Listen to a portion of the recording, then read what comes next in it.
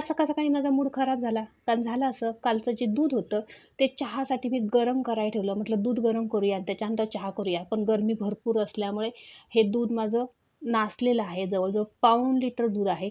आता म्हटलं या नासलेल्या दुधाचं काय करूया?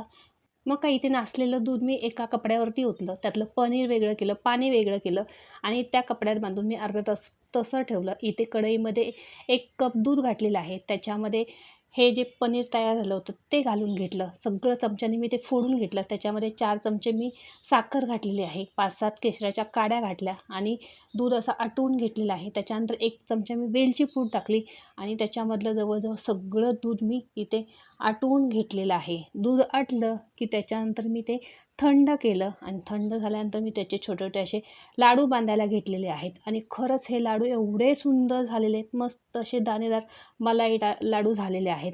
बरं चला, ही वेगळी अशी रेसिपी आहे. ह्या रेसिपीला तुम्ही काय नाव द्याल हे कमेंटमध्ये मला नक्की सांगा आणि दुधाची तुम्ही अशी कधी रेसिपी केली आहे का?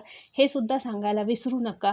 तर लाडू बांधून घेतले. त्याच्यानंतर वरून मी इथे केशराचं दूध आणि थोडेसे सजावटीसाठी पिस्तासुद्धा लावून घेतलेले आहेत.